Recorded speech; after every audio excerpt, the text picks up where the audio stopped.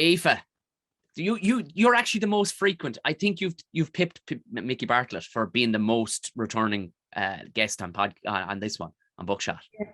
I know, and I think it's like one of the only podcasts I've come back to a few times as well. I just love having the chats with you. I just think we like have a great laugh together. So there's no agenda really with me, bar having to crack. I don't, I'm not that smart where I can actually create an agenda. I'm like, can we just have the fucking crack? Yeah, exactly.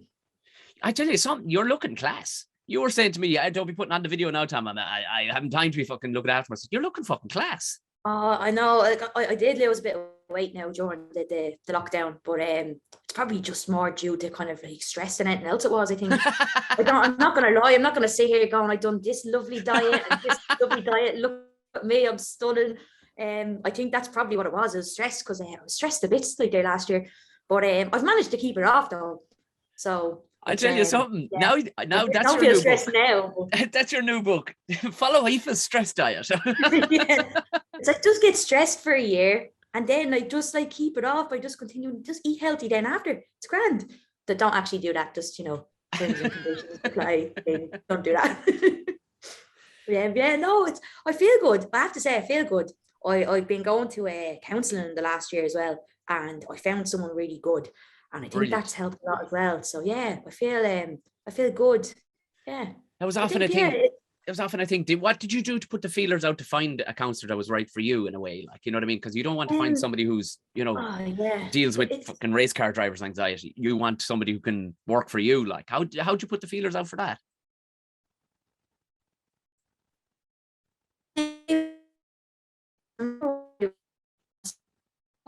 Look, like a counsellor now. Are you frozen there actually? Yeah, we froze up for a second. Just like you froze. Oh yeah, we're grand there. But I think I had gone through a number of counsellors, but like a lot of them I found myself because I didn't really know where to look. So I'd go online, I'd look up a name and it'd be in someone's house, and I just thought that was normal, like, and I was like, grand. So I'd go to their house and have counselling. It was usually like an older lady or something. Because my family be like, no, an older lady has more experience. Go and see an older lady because she knows it all and all. I was like, okay, and that just turned out to be a load of bullshit, to be honest with you, because it didn't work out that way at all. They actually felt sorry for me and would give me presents, so I had to leave because I was like, this just isn't what I was looking for. Like, I was like, and I left feeling worse than I did going in. I was like, I'm broken. Like, this woman just gave me a Yankee candle. I am broken. Like she didn't know what else to do for me, so she just gave me a Yankee candle. And I just really, I know it's hilarious. It's true as well. Oh, that's deadly. It's true. And I just literally, I swear to God, I was at my wit's end and I was like, I just can't be fixed at this stage. Like, some of them will cry and I'm like, oh, what do I do? I just want to find the right pair. There has to be someone out there. Like, my problems aren't like, there's people way worse off than me. Do you know what I mean? Like, I'm thinking, why is this happening? So what happened was, it was a friend of mine was going to it was kind of, I don't know if you'd call it a clinic, but it's like an office where there's like, counselors, and they're in an actual office space and they have their own rooms and stuff like that. And my friend, I could just see, we'd be very similar, and I could see where she was at and how much it helped her over like the space of like a year. And she was just a different person. I was like, I want to try that now. And she recommended them to me, and I called them up. And I go, now I don't want any Yankee candles. I don't want this. And I actually said this in the phone. I go, I need help. Seriously. Like, this is my last, I don't even believe in counseling anymore. So like, you have to like bring back my trust in that. So this is my last straw. Like, and I went in and yeah, it worked. I found the right person. And it was just, do you know what the biggest thing for me was? When I was going to the other counselors, they weren't really talking back. It was like, I was just like talking and talking and talking. And yeah, you're getting stuff off your chest, but I think a counsellor needs to talk back to you. Yeah. To kind of like guide you like through what you're going through and going, oh yeah, like you're seeing this way. And that's really what's helped me, I think, because yeah, you're kind of, it's not just someone there sitting there listening to you, not kind of telling you like, do you know what I mean? Yeah, it's a very simple thing, but it's like, it's very overlooked, I think. Yeah. That's interesting because, it is. It is. I just did a festival at the weekend. It was in partnership with a mental health charity, and it was called, I think it was called Let's All Talk or something like that. And I understand the premise that talking is absolutely fine, but also like if you need coaching in something, in anything at all, just talking into somebody's face as they're making you cups of tea will help a little bit. But it's nice to you need somebody to advise you what road to go down as well. Absolutely. Now, don't get me wrong. When I did go to counselling years ago, I'd feel great after coming out because I got stuff off my chest. Right. But the problem for me was it didn't kind of go away because I wasn't really facing them. All I was doing was talking about them. I wasn't really kind of thinking about them and going into them that much. And there was a lot that I was avoiding that I thought that I wasn't avoiding either. Like, not going away. So so it's kind of like I've done a real deep dive. So I feel like I've kind of come out the other side of it a bit now. It's you'd never really do. You kind of go in and out, like you have good days and bad days. But of course. I think that I kind of understand everything a bit better now. That makes sense. I don't want to sound like one of the happy pair lads, like I'm going on big walks now and I'm doing this, that, and the other. I'm not like that at all. It's just like I think I kind of see what I've been through now and I understand it better. And I'm looking at it more so as an adult now rather than the child, if that makes sense. That's the kind of best way I can describe it. That makes perfect sense. I think it took me to nearly this age to start realizing, oh no, I need to look at this more from an adult point of view. And as you said, like, but it's a crazy thing. I think everybody. Do you know in Argentina? It's literally the most frequently done thing. Like it's no big deal. It's nothing for your average Joe or Josephine to be on the way home from work. And go, I think I'll pop in and see the old therapist there and just drop everything for 25 minutes on this person and go. And it's like a $5 a time or something really. It's so free. Yeah. Like in the same way, like Irish people would pop in for a cup of tea or a pint or something. Yeah. They're literally in Argentina. It's just such a done thing that everybody's. Imagine if that was everywhere, how amazing that would be. Everyone just like if you just really needed to talk to someone at that moment in time. Having a service like that, that's how does that even work though? Like it's just they must be on the clock all the time. My God. I suppose, well, they're Latin too, so they are very emotional people. Do you know what I mean? So I'd say, it might be, I'd say they just have a lot of people who are studying to be, the same way we have a lot of people who work in bars in Ireland. There's a lot of people who work as counsellors in Argentina. No, just that, I never even considered like that would, that you could just go in somewhere at any time, like, oh yeah, I'll have a chat now, actually. I'm feeling that, I need to talk to someone, That's it, literally it. Come out of the job roaring with anger and go, we'll do now. I'll pop in and see Mary and just say, drop it all on her. And off home again, the great form. Yeah, no, it's that. Oh, I love that now. I'd probably wreck people's heads though. Yeah, it would. Yeah. We're quite a cynical old bunch of bastards. I'm not sure it would work as well as. We really are. Yeah. And did she give you mechanisms then for dealing, or did I say she? It could be a he. I don't. Yeah. Or what was the crack, or were they able to pinpoint it on the day, or did you reckon like a month or two in? It's kind of like, I just kind of started talking through everything, and it was kind of basically I'm just after finishing my first graphic novel. Beautiful. It's basically it's loosely based on my own kind of life and growing up autistic, and not knowing that you're autistic. So as you know, when you're writing about stuff, sometimes I didn't even I did realize, but I suppose I didn't realize I had this stuff to deal with. So when I was writing about all this stuff and the bullying and all these kind of things that had happened, and just being that age again, it really brought it all back up for me. And it made me realize that I never dealt with being bullied. I just literally put it to the back, and it just kind of almost followed me like a shadow into like adulthood then. And I kind of just, if I seen someone looking weird at me, and it could be just like maybe a simple thing as jealousy, I'd be like, oh God, they don't like me, they're talking about me. And I just brought that with me. And a lot of people will be aware of this, because I've literally text people going, are you angry with me?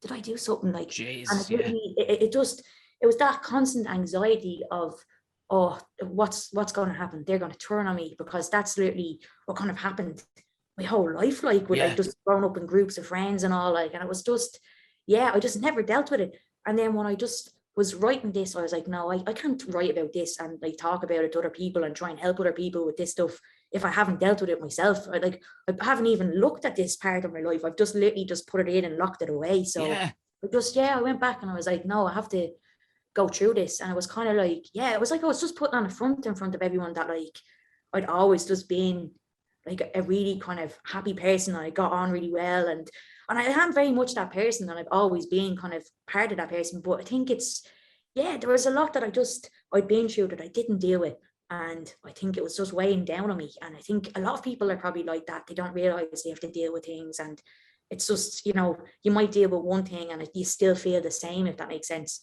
because I thought like, with my mom and dad and all, like, I had to go to counseling more so for like grieving them than anything else. I didn't go to counseling really for bullying, like, so that all just came up from me talking. So yeah, we kind of just, it's really hard to explain. I don't know how it works. It's just magic, really. I don't know how to describe it. It's just, Isn't that some stroke of luck in a way that you'd say you were writing that book, and albeit you were kind of raking through the old coals, and you went, fuck, oh, this is in here. Oh, you dirty bollocks, we better start this situation out. Like in a way, it was a stroke of luck that you go, because it's almost like finding something wrong with your engine that you didn't realize was wrong with your fucking engine. You're like, well, Absolutely.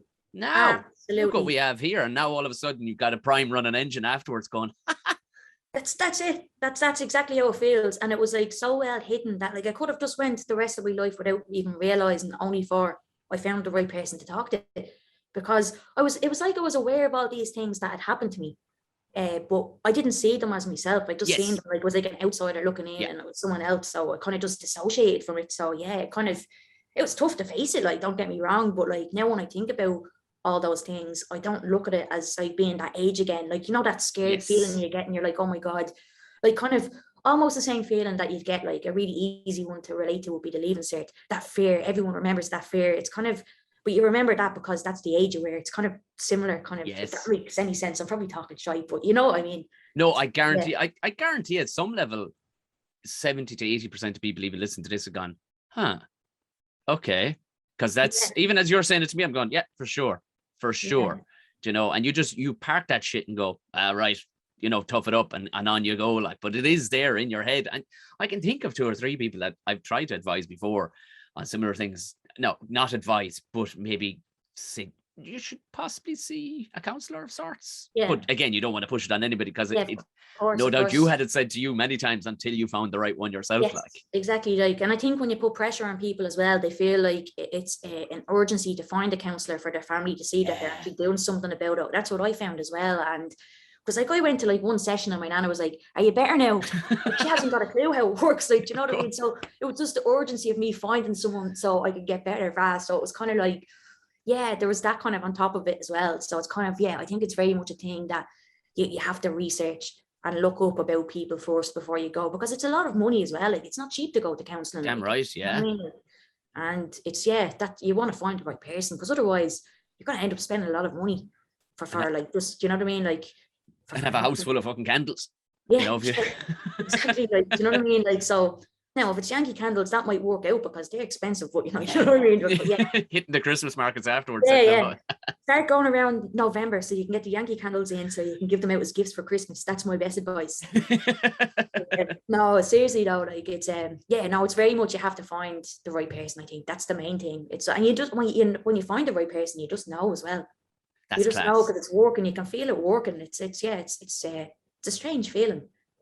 But it must be fair liberating at the end of it. You're not, well, you're never probably at the end of it, like, but just liberating where you're like, oh, lovely. Now we're getting to the meat of this, like. It is. It kind of feels like, now I'm not comparing myself to Adele, because like she's just like, it's obviously Adele, like, but you know the way she's coming out now and she's like, this is my moment. That's how I feel now. Like, I feel like I'm kind of after coming into myself, and I'm just I feel like, now I know I'm only 30, you still have a long way to go. Like, I'll probably feel different in the next 5 years. I don't know, but right now I feel good. So I'm just going with that, I think. How do you think your creative outlet will change, or will it change, do you think? Because you have a very distinctive, bubbly, like, there's so, like, it puts a smile on your face. I still have the one frame that you gave me that time, like, and every time it just makes me smile. Like, now I may have to move it, because my son will start reading soon enough, and it's the one. Oh yeah, the one you gave me. Yeah. But you know what? I probably said it a bunch of times anyway. Like, I just love it. I love it. But there's a bubbly warmth to it. Oh yeah. Do you see, or will it change, or will your out? I mean, you're putting out so much content. Do you reckon it'll change at all, or? I think a lot of stuff is going to change. Yeah, because I think now I'm doing, not that I wasn't doing stuff for me before. It was like I kind of have come into myself now and know what I really want to focus on, and what I don't want to waste any time doing stuff that I don't want to do anymore, if that makes sense. So absolutely. I'm basically just putting all my energy into stuff that I really want to do. And I think, yeah, with like my shop stuff, like I'm always going to have like my hand-drawn type and the courses, like that's always going to be there because that's like a big part of my thing. Like, and I love doing those pieces, and I know a lot of people love them too. So they're not going anywhere. But I think, yeah, we've been doing a few updates on the site, so that's going to change a few different illustrations there, but still kind of pop culture related. Like, I don't think my work has changed in that sense, but I think in relation to the work I've been doing in the last year, that's been very different to anything else I've done before, because I've never done a graphic novel before. Yeah. So that's changed a lot. I think my drawing skills have gotten better immensely, because I was just drawing for like 10 hours a day sometimes, like every day. Like, so it's kind of, That's phenomenal. It's crazy. Yeah, it's weird. I think there's probably nearly 1,000 illustrations in the book. There's like 270 pages in it. So it's like, you can't see obviously in the podcast, but like it's a thick book. It's not like Bible thick, but it's like, you know, a quarter of the Bible. Like, you can imagine that, like it's thick, like. So, and so I think that was kind of, that was something I was putting off for a long time. Like, I really didn't want to do a graphic novel, because I was like, I knew there was so much work involved, and I don't know if I was ready to do it. And I just kind of jumped in, and I think when I got it done, then I was like, oh, I can do this, and I can, that kind of, So I'm going in to start the next one now, and I'm a bit more prepared, because I honestly had to just figure out my process before going into it. I had to do what I was doing. Like, so I think now that I have that, like the second one's going to be a lot easier in getting kind of the story written, and just how I'm going to like plan out the panels and stuff like that. But that was completely different than anything I've ever done. So my work has probably changed in that way. So I'll probably end up doing more of that online. Class. And having like more kind of comic stuff. And because how do you come up with, was that you going, because you were kind of saying that I don't want to do a graphic novel, but was it like your literary agent going, you need to be doing a graphic novel? There was loads of people saying like, no, you need to do this, and you know, that, you know, you have to do something like that. And I wanted to do more of a kind of like a diary format. So it was like basically it's like, you know, you have the kind of like my Nikita books in a way, where it's like you have the text, there's an illustration, and there could be like more text. There more of a kind of a novel than a graphic novel with illustrations in between. And at first I kind of found it really daunting when I was doing the graphic novel, because I was like, this is going to be a lot. And it was only myself holding myself back, kind of going so scary, like, you know, because I hadn't done it before. So I've done comics before, but nothing to this scale. So I think that I think that once I kind of, what did you say again? I'm going off there. I'm doing that thing I do again. Oh, sorry. It was kind of who kind of gave you the info. So there was a lot of people who were like, yeah, you have to do this. So I decided to go with it and do it. And then my agent was talking to a few publishers and stuff like that. And it was a really exciting time. And it was kind of, it started to become more real then, because like this is the biggest deal I've gotten to date. Like, so it's kind of, I've no idea where it's going to go. It's it has numerous possibilities, so I'm kind of excited to see where it goes. And I think that like with with it as well. Where am I going with this now? I have too much to say in this, because I haven't I love this. So I'm just like, where do I even start? It doesn't matter. When we were going through the deal, there was like a bid between a couple of publishers. So I was just like, I felt like you know, that episode, I don't know if you've ever watched Jane the Virgin. Yes. You know, she's on the phone, she's getting all the deals, kind of like that. Like, I didn't get near what she got now. I just want to put it out there, just in case anyone tries to kidnap me. Did not get that much. Not like that. Like, it was not like in the millions. But it was as Aoife broadcast from her house in Malibu right now. So far away anyway. That's not the beat waves. That's just the rain. But it's like, it was like a really exciting time. And the weirdest thing happened during it as well. So my auntie called me one day frantically, my auntie in the UK, my dad's sister. So I only met her recently in 2016. She actually came to my first ever book launch. It was the first time we ever met at it. So that was, she's a legend. And she basically called me one day during all this. I think it was like the day that I was deciding on which publisher to go for. And she's like, you won't believe what's happened. And I'm like, what's happened? And she's like, you have another cousin. Like, I have a nephew. And I was like, what? And like, basically the same thing that happened with them like a few years ago with me. Like, they knew that I existed, but they didn't know who I was. And I just kind of showed up and I was like, hey, I'm your niece, I'm your cousin. My cousins had no other cousins. So they were just like, what the fuck? And now they're after getting another cousin out of nowhere. Like, so and where was this cousin based? He's in the UK as well. All right. So, I think he's more over near Ipswich, and he basically, so he basically, my auntie's other brother, Michael, he passed away when he was like about 29 or something. Apparently he had a baby with someone and nobody ever knew about it. And my auntie's on Facebook, and she's on like, you know, a Facebook group for, like, she's in her 50s. She's on a Facebook group with like all her old neighborhood stuff. And she sees her brother's best friend there, and he goes, I raised your brother's son. Like, I like his best friend raised him. Yeah. And he's like, I have him right here. Like, he's like the same age as me. He's 30. And we're literally like, it's actually, we haven't met in person, but we're so similar. Like, we both love Pokemon. We both like love like horror stuff. Like, it's just the most insane thing like ever. And guess what the weirdest thing about it was? So my book is called Frankie's World, right? And it's about this little kid looking for her dad. His name is Frankie, and he was looking for his dad. And I was like, holy fuck, the universe is sending me some mad shit signs right now. Like, what is that? Isn't that crazy? Like, that is just like the weirdest thing that's ever happened. And I was like, this is it. I was like, this is just the weirdest thing ever. Do you know what? I swear to God, every time I meet you, you have a story that we'll just end the podcast there. This stuff. This is every time. Like, if they made a TV show just based around the stories that Aoife can tell you, they go, this is getting too much. This is too much. There's too much good content in here. We're gonna have to spread this out over a couple of seasons. Like, there's too much. For Frankie. Like, that is definitely the universe. That has to be something. Yeah. Like, you could have picked any name in the world. Any name. I know. And it actually just, it just blew my mind. Because I was just like, there's no denying that. Like, it was just so strange. I was like, I have to take that as some kind of sign. So I'm going to roll with it. And so it's coming out in January. So I'll probably get to meet him then, because I'll probably go over, because it's going to be launched in the UK first. So I'll go over and I'll probably meet up with my auntie and then meet up with him for the first time as well. Because him and his, I don't know if it's his girlfriend or fiance. I think it might be his fiance. They're having a baby as well. So it's like my family is just like huge all of a sudden. That's amazing. So it's mad. Yeah, it's cool. That's class.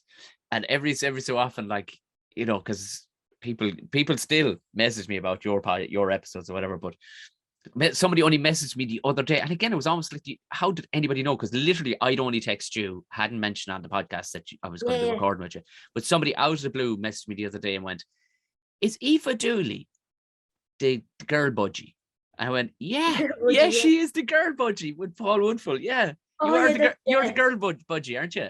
Yeah, that was gas. Yeah, that was. It literally was gas.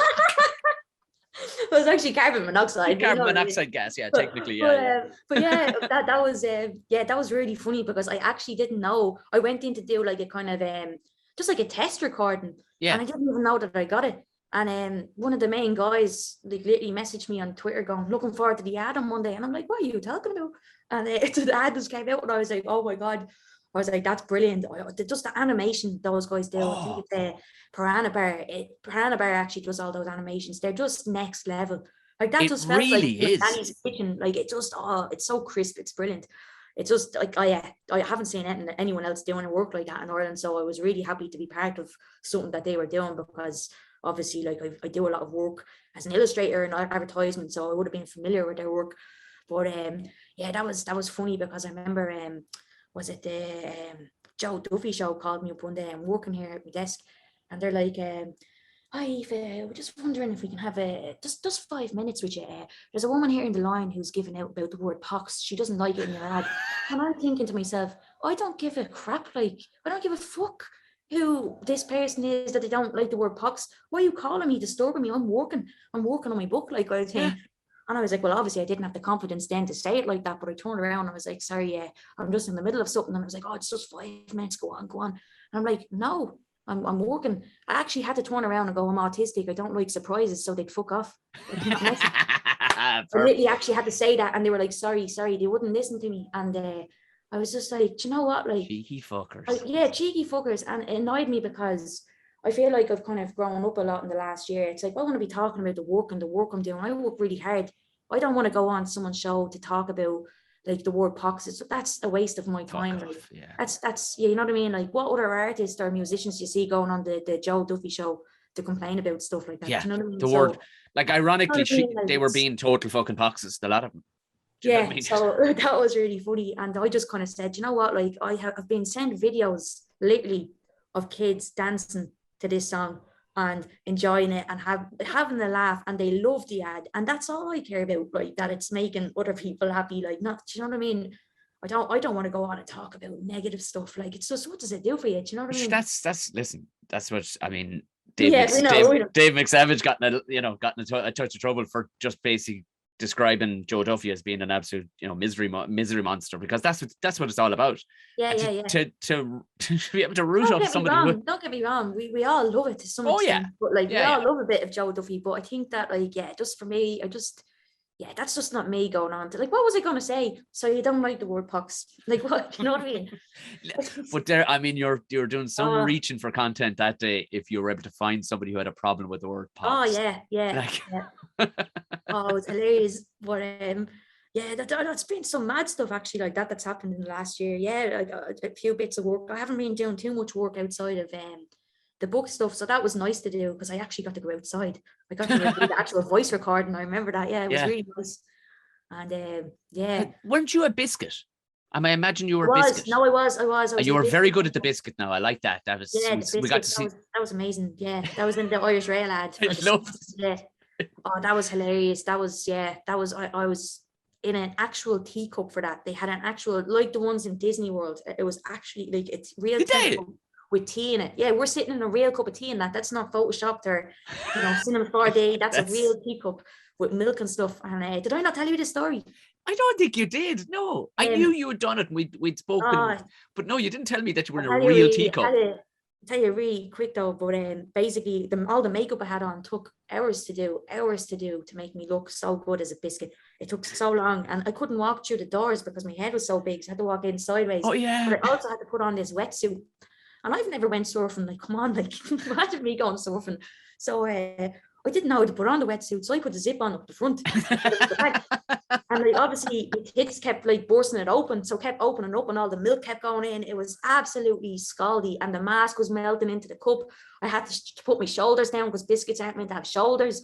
I was like literally floating and all, and the guy beside me in the cup like literally had the flu, and I went on holidays the week after and gave it to me. Oh, that was some work that was, but I'll never forget it because I'd never done anything like it. It was hilarious. I loved it now, I have to say. But there were so many things in it. Like, there was so much work that went into that, I have to say. There was so that is so method. The fact that they actually made a cup, but the fact that somebody advised you, Aoife, can you keep your shoulders down because biscuits don't have shoulders? That's what they literally were. They were like, shoulder. I was like, oh, and it was so hard. Biscuits don't have faces either. Come on. There was a little step on the back of the cup that I kept trying to hold to drag myself down so you couldn't see my shoulders, and that's what I did. But oh my God, yeah, that was really funny. So yeah, I've been a biscuit and a budgie. A biscuit and a budgie. And I mean, of all the amazing things you've done, to turn up in the junior cert. You turned up in the junior cert. How in the Christ did that happen? Just strange things just happen to me. Like, I don't really. They really do, Aoife. They really do. Do you know what I mean? Like, and people are like, oh, she's looking for attention. It's like, I literally woke up on a Wednesday morning. I done nothing. I woke up, like, that's all I did. My auntie texted me. Oh, that was a nightmare. I'm still getting texts, actually. I got a text from my girl the other day going, I remember your piece in the junior cert. And I was sitting to myself on the bus eating a pack of meanies, and it reminded me of your story. Or I just wanted to send you a message to let you know what an impact I had. And I still remember it. And I thought that was lovely. But yeah, some gas stuff. Like, there was just, it kind of just, I think I would have been able to handle it better if it wasn't like literally every single teenager in the country. Yeah, that kind of way. It was just so intense, like, and it was just, yeah. But like, to show up with the junior cert, like, it's like they literally have in the books, the what do they call the revised wise books? Yes. The ones that get you. Yeah, literally in the books, there's like a big stamp going, you can't get this paper, you have to go online to get it, because I said no to getting it printed because there was just so much hassle over it. Like, there was just really what was the hassle as a result? Oh, did you not read it in the paper and all? Like, it was like, I read it, and then I don't like, I knew there was negativity, and I was like, I can't be reading this about Aoife now. I didn't want to talk to anyone. I was like, I just literally went to, I think it might have been Irish Times, and I was like, here, just put this out. tell their parents to talk to their kids, check what they're sending stuff. I was getting messages like literally like every minute, like loads of messages. And just people like just saying stuff like awful stuff that I wouldn't say in the podcast now because it's depressing, but like just really kind of like crazy stuff, like threatening to like bomb me gaff and all, like, and shoot me and everything, like, and then like rape and all, like there was crazy stuff. There was just, it was insane, like, and it was too much, you know. So I just kind of, I went off social media then because I was like, okay, I can't kind of, it was just, I'd never experienced anything like it, but it was because my name was in the paper. They just looked me up after, and that's how they found me. But it didn't seem to happen to anyone else. But I think it was just because the story was talking about, basically it was talking about meanies and people eating meanies on the bus, and I done it in Nikita's voice. So it was really kind of Nikita. It wasn't me. It was Nikita giving out about people eating meanies. And instead of the word pox, funnily enough, they took pox, talk about the word pox again. They took the word pox out and they changed it with stupid. So anyone who eats meanies thought that I was calling it stupid. So that's how it started. So and then when I called up the I don't know if it's the Board of Education or whoever was dealing with it, I was like you didn't even, you changed my work, you changed the language in it, you didn't tell me. And there was nothing they could do. Like, it's not copyright infringement or nothing what they done. Like, there's nothing I could do about it to stop it. Really? Yeah, absolutely nothing I could do about it to stop it. And that was the worst thing of all, because I just wanted it to stop. I didn't ask for any of this. I didn't want to be, you know, harassed for just an article that I had written, like, for someone and that's another thing as well. The journalist who wrote that with me, like, didn't even get in touch to go, holy God. Scumbag. Yeah, they didn't even have the decency to get in touch to go, I can't believe this has happened. And do you know what I mean? And I kind of thought, like, you know, like, what is happening here? I just felt completely on my own. Like, I was just like, oh, and I went into myself a bit after that, because again, no doubt, I hadn't dealt with all the bullying, Tom. So people kind of assume when they see me kind of getting really upset online, that's where it was all coming from. That was bringing it all back up for me. Like, it was just kind of like reliving it, but I didn't know what was happening at the time. So it was very difficult for me. It was very difficult for me. So, like, a lot of people would have thought, like, oh, bit overreaction there, or maybe, you know, but like, I think that's the thing that people need to realize is that, like, there's always something going on in people. You don't know about, like, and you know, that kind of way. But like, that was mad. Of course, you see, because you're an entity that's on the internet and on, people don't even consider that you're a real person, and they never do. And it's like, I'm going to say this. And I mean, even to take like, pox is a comedic word. It had a purpose of being there. It's because it's almost not a real thing. But as soon as you change it to stupid, it's like, oh no, you've changed the context. It's a whole thing that I didn't mean. A pox is a bit of a dose, you know. Yeah, exactly. Like, it just kind of, there was no need for it to change. But that was one of the most bizarre things I think that's ever happened in my life, because it was just like, it's between that and then being electrocuted when I went to band camp and I had conjunctivitis at the same time. Like, those are both two freak things. So it's between those two things. And if you don't believe me, I can tell you exactly where it was. It was in Salt Studios on Sutton. I went to a rock camp there. It was called School of Rock, and it was in 2006. So that's not bullshit. I did get electrocuted and I had conjunctivitis, which is, I think it's just pretty much pink eye. So just bad things happen to me, Tom. Bad things happen to me. I mean, when you have for fuck's sake, like, you know, you have a fantastic yin and yang. Like, I mean, when one thing goes great, all of a sudden, nuclear on the other side. It is. It really fucking is. I'm not even messing. It's like, it literally is. It's like the polar opposite of, like, it's like the best of the best and then the worst of the worst. Like, it's and it does. It's weird. But I was only thinking, I was talking with somebody last night, and or the night before, and I'd mentioned you. It was in relation to when we were chatting the other day. We're talking about moving to the countryside, and that I'd moved back to the countryside. When my arse dialed Aoife's number, and for some reason I was admiring this plum tree that was really after blossoming, and all Aoife could hear was fucking lovely plums. But they were lovely plums, in all fairness. Well, you weren't even saying it like that in a big deep voice. You were like, oh, look at them plums, they're lovely plums, look at them, oh, they're gorgeous. I was like, what is going on? I was like, this is the most hilarious butterfly I've ever got in my life. I was like, I have no idea what's going on, but I'm not going to stay on much longer because I don't know what kind of plums he's talking about. So I'm gonna go. I know, I hate to tell you, it was actual plums. There's a plum tree after doing very well this year, whatever it is. But no, I was talking to my mate Gordo Rochford, who's after moving to Mayo. And That's he right. has Yeah. those conspiracy guys. And we'd kind of powwowed. He went, what's it like, moving back to this? It's perfect. All I need is here. And well, it sure shit is about a third as expensive as living in Dublin. Yeah, that's true. Yeah. But we were saying then, like, because up and down kind of West Clare directions, all musicians and artists, that's where they moved to. So I mean, it could be, I'd say a place like Barcelona would be right up your street too. Like, I'd love to. Do you know what I mean?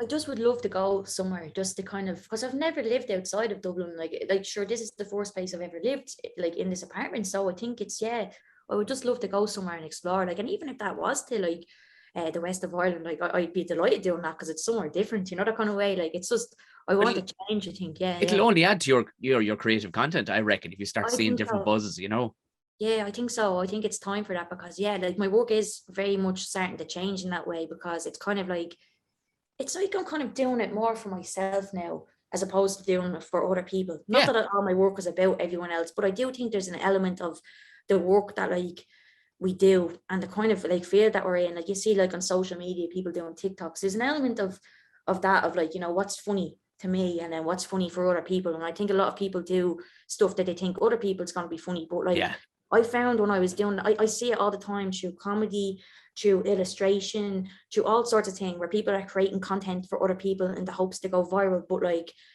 I've done that. I've done that stuff with the Nikita stuff at the start, where I was like, people like this stuff. I'm going to do something like this. And while I was enjoying doing the content, there was a part of me that wasn't, because there was a lot of it that wasn't good. Do you know what I mean? Right. Because yeah. Well, yeah. It was rushed out, or it was, you know what I mean? And then sometimes you get lucky and there's a really good thing that works, that goes viral, and that kind of way. But it was more about the numbers, I think, for me back then than it was about the actual work, because I just, you get so obsessed with it. Like, yourself, if something, you're like, Jesus, look at that, that's flying, that's doing well. And it gives you a good feeling. Like, it's literally like going to the gym. That's what it's the endorphins get going. Yeah. It's, you know what I mean? So I think a lot of people can get sucked into that as well. So I think that I'm after discovering now I feel much happier doing the work that I want to do and putting more energy into it. My work looks better. It has like a better message. The humor is better in it because I have more time to kind of like, instead of like coming up with it something quick, it's like, no, it's well thought out. Like, there's a good lead up to it, and that kind of way. So it's kind of, I think slowing down a bit for me. And I know that would have been just in the last year as well for everyone. I think that definitely helped. I think, I'm slow down talking. I'm still talking really fast, but you know what I mean? I think it's... Oh, I know. There's 2 hours worth of content. Literally, I'm going to have to put this on half speed because... Are you actually going to have to put it on half speed, are you? Not at all. Man. Let everybody else fucking catch up, Aoife. That would be, doing what you just said. That would literally be servicing people for what you think they want. Anybody, listen, it's the same with the podcast game. Like, I could go after the notion of a niche thing every time, or not a niche thing, but like, let's like, there was no intention for us to talk about anything harrowing or anything like that. But because you and me are mates anyway, we're going to talk about what needs to be, whatever's. But I possibly could go after the more, what people want to hear, the Joe Duffy end of stuff, like. And get more downloads, but then it becomes a fucking job, and I don't want to have a job. I want to do something that I really, really like, and that's talking to people. Like, the amount of times I get messaged going, "Would you have this person on?" I'm going, I couldn't get 10 minutes of interesting talk out of that person. They're like, "Yeah, but they're coming up in the world." I'm like, no, I don't think they're interesting to me. So, and non-commercial. I'm not great when it comes to being commercial. Is what I'm saying. Yeah. And I think there's a lot of that as well. I don't know if you've noticed that there is like a lot of, where I'm doing this now, I should be doing this. I'm noticing that with a lot of people. Like, I don't know if it's because of at the stage I'm at of my career, but I'm definitely noticing the some people who'll be clinging on, who wouldn't be my mates like that. Like, that's another thing I've noticed in the last year. I've really become really good at recognizing when people don't like me or if people are using me. That is a blessing, let me tell you, because before, like, I was very much the kind of person that I just would trust everybody, which is a dangerous thing to do. Yeah. But like, it's just the kind of person I was. I didn't see the bad in anybody. I wanted to see the good. So kind of, and I didn't have a choice, because that's just the way I was like at that time. I didn't really think that I didn't know any different. Do you know that kind of way? Yeah. So I think that's kind of, I'm noticing that now, like, where like if I've worked really hard on something, someone be like, oh yeah, can you pass this on to this, or can you do, and I'm like, do you know what? No, like, because I know where you're at, and I know that you haven't worked hard, and I know that's not for me to say because I don't know what goes on in the background, but you know when you just know. Yeah. And I don't like that, because I have more, and a lot of people would kind of see that and see me not texting back, and are like, Jesus, like, she's not really helpful. But what they don't see is I'm helping other people in the background who have come to me and asking me for advice, and I know that they're genuine. And Yes, I will help you if I think that you're genuine. Like, and I kind of, that's helped me kind of, because it's a lot of time. People will just take your time when you're doing that as well. And oh like, yeah, you know what I mean? So it's good to kind of know that. And you set up your barriers, not barriers, your boundaries. yeah. And it's, Boundaries, and a good bullshit yeah. filter is great, like, you know, that kind of way, Oh, because absolutely. I can Yeah. imagine, I can only imagine, because like, you're, in fairness, you've been on an upward trajectory since we met, you know what I mean? Back, like, you were literally starting comedy at the time, but you always knew you had something, and you were always on an upward curve. But in my own head, even, I was going, Jesus Christ, given the diversity and who you would appeal to and everything else, I went, she's going to have some amount of fucking hangers on, like, because, and people trying to pump your tires for their own benefit. Yeah, Do you know the yeah, kind of way? It was absolutely. like, A and lot of people no got doubt away it with it has. for, yeah, and a lot of people would have got away with it for a while, because I wouldn't have noticed, because like some people are very good at playing that game as well. They're very, they come across sincere, but they're not. And do you know that kind of way? I think Oh it's, yeah, now I know what to look out for, and I think that's been a big learning curve as well in the kind of work that I do, because yeah, I spent too much time helping people that didn't deserve my help. I And get you.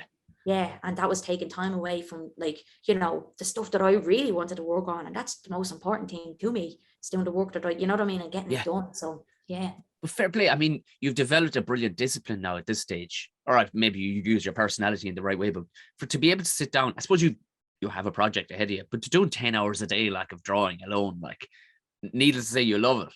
But Yeah. like, there's always, when I go for a walk, I might get, there's always that distraction. How do you just put yourself under pressure and go, or do you write out at the beginning of the week? Do you have a game plan, is what I'm saying? Or what No, do you? I kind of do things a bit differently. Like, so I wouldn't have, like, a very, very structured schedule, like where I get up at like 9 o'clock or something like that. Like, it probably be more like 10 or 11. And I just set myself up for the day then, and I'd work a bit into the evening, because usually in the morning I work that way because in the morning it's very busy with the building site across the road, so they're like drilling and stuff. So I leave it a bit kind of when they're going on their lunch, and then work into the evening. And I think in between, like, I'll take little breaks, like, Yeah. have a coffee, or like I'll play like my Game Boy or something. Like, I kind of reward myself during the day, so I'm not kind of like going, oh, I've got so much left to do. And when I say reward myself, like, I'm very strict with it. Like, be like, okay, I'm going to play this for like a half an hour, and I'm going to play this exact game because I know I'm going to do this, and this. Right. Yeah. And I kind of just work it in. So I suppose it is kind of very structured in that way, but like, it's not really at the same time, because it's just like what I would do. And Well, it suits you, like, that kind of way. It suits me. It wouldn't be for everybody, but I do kind of, yeah. And I always have to find something good to watch. So I love watching Law and Order, like SVU, like, so I'd watch like new episodes of that. I have that on the Friday, so I know I'm looking forward to that to watch. And for example, I must have to finish in Squid Game, so I'd watch an episode of that maybe a night or maybe two, because it was really good. So that kind of way, and that's kind of, I look forward to watching those things in the evening, because that's like my wind down time as well. But it's kind of, yeah, I have to have something to look forward to as well, because otherwise it's like there's no kind of reward at the end of the day or something. I don't know if that kind of, I don't know if everyone does that, but I think you need something to look forward to at the end of every day, because yeah, I don't know. It's just, even if it's just like watching something on TV or having a cup of tea. You have to. Yeah, you have to, and have it marked in your head as the reward, not just that it happens. Have it marked in your head. That's what I found. Like, I'm going, even if it's just a cup of tea at a certain time, I'm like, I'll work to this point, and then I'll have a nice cup of fucking Barry's tea. Like, yeah. It's and it's always the best cup of tea when you do that as well. I don't know what it is. It's just always the best cup of tea because you've been looking forward to it. Yeah.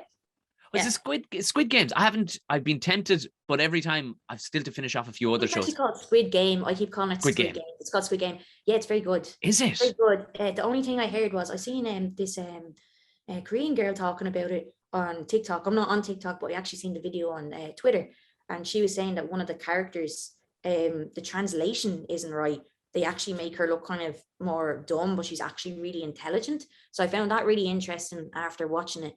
So that's just something to know without giving it away. But it was like nothing I've ever seen before. Really? It was so tense. There was literally moments where I was like grabbing onto Carl like this, like literally covering my face. It was just, it was brilliant. It was like the anxiety of it, but like also the characters, their stories. It was just, I'd never seen anything else done that way. And I think that the strangest thing about it is it's completely plausible that something like that could be happening, because it just seemed so strange. It was almost like there's something very kind of Black Mirror about it. That's the vibe I got, even just looking at the whatchamacallit. Was it a bit Black Mirror, and we're going into I don't some want to give dystopian? it away, but I think I've described it. Yes, I think I've described it very well. Yeah, I think it's just watch it, because I was expecting something completely different, and then when I was watching it, I was like, I was not expecting this. Okay, I'm gonna continue to watch it. And it just got better and better. It was just I've been avoiding the trailers even. Do you know I will get to it. Oh yeah, I do that as well. When I know there's something really good out, I'll just completely avoid the trailers. I won't watch it, and I'll just kind of, or I'll watch like a quarter of the trailer, and I'm like, yeah, I'm good to go. That looks brilliant. I won't watch the end of it. It's something I know is going to be really good. Yeah. So I like to treat myself with, or myself and my wife during dinner. We watch, because I can't watch something tense during dinner. Can't. Do you know what I mean? If you're having some bite to eat, like, because but so Schitt's Creek. I just been treating. I love what a show! What a show! I'd managed to avoid it up until now, and now we're, oh my god, and it's perfect. We watched season 1, and Carl just got fed up with it, because he was just like, oh no, do you know what? I'm not really feeling it. So we stopped watching it, and I think we actually started watching it when we were in his mom and dad's house, like when we were like staying there. And when we moved in here, we hadn't watched it at all, and we watched it all then during the lockdown. And it's like definitely, I love that show so much. And it was so funny, because I didn't know like that the dad and the son are actually like dad and son in real life. I was like, this casting is brilliant. They literally have the same eyebrows. I know, that was I was the exact same. I didn't copy it myself. I just never copped it. And Twyla, I think her name is Twyla. Yeah, Twyla, yeah. That's his daughter as well, I think, in real life. Is it? It's like a whole family thing. Yes, yeah. Because I'm mad about Joanne O'Hara, who played them. She plays the mother. She's always been class. Ever since Beetlejuice days, like, she just is terrifying. She is brilliant in it. She is just, she's, how far into it? You still watching it? Oh, we're only on about episode 7. Because it's like a little bar of chocolate. I just want a little bit off every evening. You're right. Save that, like literally an episode a night, because when it ended, like we were just like, what are we gonna do now? So like, keep that for like, that's like a special thing to watch, where you just like pick away at it, because I hate that when you find something good and you just like you go through it in one. Like I'm known for it to do that now. I'm not gonna lie. I will if I find something good. When they offer you, would you like to download the whole thing? Like, go on, sure, we'll watch the whole fucking thing. Go on. There's no putting that genie back in the box, because you're like, when you find something class, so we've gotten better. Like I said, Schitt's Creek is like just one square of chocolate every evening. They're half-hour episodes as well, so it's perfect. Great, isn't it? The half-hour, yeah. Perfect. So tell me this: when what will be now your kind of your timeline for the next graphic novel? Like, do they give you one, or do you go, lads, I'll call back to you in a year? Like, what do you do? No. We have it all, because it's like I got a 2-book deal, so it's basically within the contract. So it's kind of it's all set up. So I actually, because I finished my first graphic novel, then I finished. I'm doing another book, ABC Ireland. It's a kids book. Brilliant. So I done 1, 2, 3 Ireland. So this is gonna be ABC Ireland. So I just finished those books, and then I'm starting my next graphic novel now, and I should be finished around April time, I think. That's class. April, yeah. And I mean, do you take on advice from anybody now at this stage? Like, are you going, I'll come back to you when I come back to you? Like, this is going to look pure me. Or they go, I really like the use of pink there, Aoife. Would you use more of it? Would you go, fuck off? I'm using plenty. Absolutely. I think do you know what it is? I think that's a very interesting question, because there's a lot of people that I'd work with, who I have worked with over the years, like, and when you're working as a freelance illustrator, you have different jobs, and some jobs are better than others, some jobs are brilliant, but you, like, a lot of people who are designers will agree with this, you often get a client who thinks they know the job better than you, right? And that's awful when that happens. But I actually find the opposite is happening now that I'm working with this publisher. They are just the most amazing bunch of people I've worked with. They are on their A game. Class. the colors of the book, for example, I was thinking about doing maybe the initial colors were going to be red and blue, red, blue, and black. Right. And I was kind of, I was kind of setting those colors. I was like, yeah, like, no, this is kind of, I think this looks perfect. And then, actually, I can't say this bit because I would have been getting something out of the bag there. Oh, don't. Okay, I'm gonna just say somebody told me to change the colors to orange and blue. Yes. And that was a really good bit of advice from someone I really admire, who I am working with, and I took their advice. So I'll take someone's advice, but if they're like absolute expert, and I look up to them because I know that they know they've been in the game a long time. They know exactly what they're doing. So they're like, no, I think this looks like this, and you know what I mean. So, and I think the colors that I chosen initially, it made it look a lot younger for a younger audience as well. So there was like, I'm learning as I go along as well. It's kind of, there's so much I've learned from just doing this book, and I think all the editors that I've worked with on it, and everyone who's like working in like just across the board, they're just an amazing publisher. So I think they've given me free reign to tell my story, but also to go, oh hey, I just noticed this. What do you think about this? Do you think this makes sense? They're just they're like they're a dream team. I can't put it any other way. So it's And especially when you already respect their talent, because they're not going to turn around and say it to you for their benefit. They're saying it to you for your benefit, that kind of way. Yeah, it's absolutely. And I feel they're so professional. I haven't worked with a team this professional before. Like honestly, like they're so I can't say anything bad, like, because I haven't had any. It's been a dream to work on. It's been the dream project because it's it's like every other project that I've worked on up to this point, where I was just like, oh God, why am I doing this job as an illustrator? It's like it's all led up to this kind of moment, I think, and I'm really working on something that's important to me now, and that kind of way. So it's been worth it to kind of like get to this stage. Wouldn't say it was like climbing Everest, because I'd never do that, because I wouldn't want to be like, do you know there's bodies there as like points of where people go? Like, like I don't think that's a point that, like, I don't want to reach Everest, because I think that's, like, for me personally, that's just unattainable, because I would never do something like that. But I feel like I'm walking up a big hill, and I'm kind of like, I'm nearly at the top of this hill, but it's only a small hill because I'm only 5'1", like, but like a bigger hill in front of that to go. And you know what I mean? There's always going to be a hill, like, but in this like project, I feel like it's kind of, I feel like it's kind of like everything's led up to it, like, That's deadly. And when is Frankie's World actually out? Is it out now? No, it's available to pre-order on Amazon and Waterstones and places like that at the moment, and it's out on January 6th. So there's still I think it's like a little, just nearly under 2 months, I think, to go. So it's gonna fly in. Can we get it through your website? Because I'll put can it be pre-ordered through your website? Will it link it to anybody?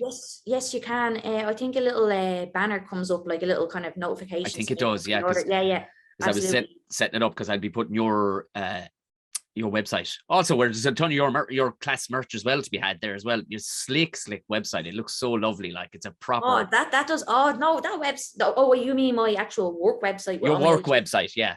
That looks slick, because that's a Squarespace website. But then the other one, like me and Cara were trying to do together, like for the actual shop. But the shop is gonna get a new update as well, and there's gonna be all new, brand new stuff in the shop coming soon. I have all that stuff worked out. I have all the illustrations ready to go. Just need to kind of get it up and go now. But I think we're gonna do some kind of skateboarding themed stuff. Class. So that's I'm going into like, I'm just doing what I want to do, Tom. That's Brilliant. What I'm doing. Just doing what I want to do. That's what I wanted to hear. Yeah. Brilliant.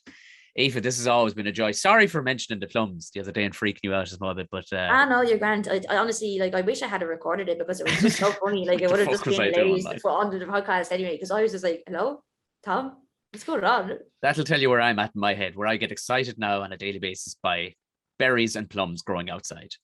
So well, I'd much rather be looking out at like a berry tree or a plum tree than a building site. So we're gonna get you that cottage in West Clare. We will. Anybody listening, if you have a cottage in West Clare, please rent me your space, please. Oh yeah, no, seriously, it's like it's so quiet around here now. It's so strange being in Dublin. I have to say, it really is. Yeah, just no one really here anymore. That's what it feels like. The last few times I've been up there a fair bit doing bits and pieces, but it's a different place now. It's very weird. There's It almost is a dystopian kind of weirdness to it. It's like, There really is. And I tell you what I've noticed as well, like there's far more people taking a shit out the back lane now because there's nobody walking around. Like there's a amount of shit. Enya Martin so I stood in just shit like, the other night, I'm just human like, shit. She would I pour can't out. believe I'm paying rent to look out the window when I'm making a cup of tea to someone having a shit. Like what am I paying for? Like to live in this country? Exactly. You know what I mean? I'm just like, oh God. Top of the list would be not having to look at people dumping Yeah. on the street. Like, Yes, absolutely. But yeah, no, it's gas. I tried to distract myself. Oh yeah, I tried to distract myself now. I don't look out the window anymore when I make it. I always wonder, Aoife has such dedication. How does she stay in front of her work? It's so she doesn't look outside, basically. Like, I just don't look outside. Yeah, that's it. Oh God, gas. What time is now? We have to been talking ages. We've been talking an hour, not a bother to you. Oh, and it's that's been grand. absolutely beautiful. I'll put all in the show notes anywhere to pre-order the book and everything else. And we'll be pumping it out as best we can. Aoife Dooley, always a joy. Thank you very much. Thanks. Here, did I tell you about actually just on the other note as well? Was I telling you about my ancestry stuff? Right, we can't go anywhere without you telling me about your ancestry stuff. Oh, I have to tell you about this. Was I not telling you about this in the last year? Oh, here's another mad story for you. You're gonna love this. Okay, I love this. I love this. You're gonna love this. So, yeah, obviously I got my ancestry DNA results. I think it was towards the end of 2019, and I got them in 2020 then. And I was trying to search my family history because I don't know if I've ever told you this, but my granddad's he's a Jew, but he's from Russia, I think, and he came to No, did I never tell you this? Did I never tell you this? No, I swear to God, Tom, this is true. So you have a Jewish granddad from Russia who, okay. Yeah, so they ran out of Russia by the Cossacks, obviously, back in the day. Yeah, it was 1933. They arrived in the UK, my great granddad and my granddad. And I found this out through my dad because my mom, like, I didn't know who my dad was growing up. And I was like asking my mom about him. And she's like, he's Russian or Italian or some shit. Like, she's like, I don't fucking know. And I was just like, it just drove me mad my whole life. I was like, I have to know who he is and where he's from. I have to know. And I was calling up pubs in the UK and all, like Italian pubs, like going like, does so-and-so work here? Does so-and-so work here? And like, they weren't even Italian. I still don't know. But what I do know is I got my ancestry results and it came up saying Ashkenazi Jewish. And then I had like, you know, Irish, English, and a few other things.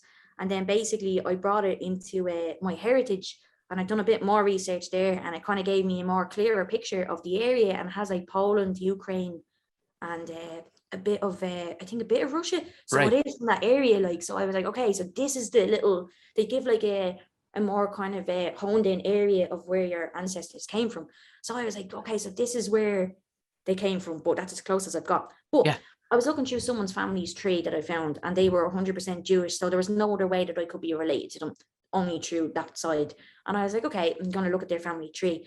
And literally, I found a few people's family trees now where my relatives look very, very, very similar, like too similar to like say otherwise. I've contacted these people.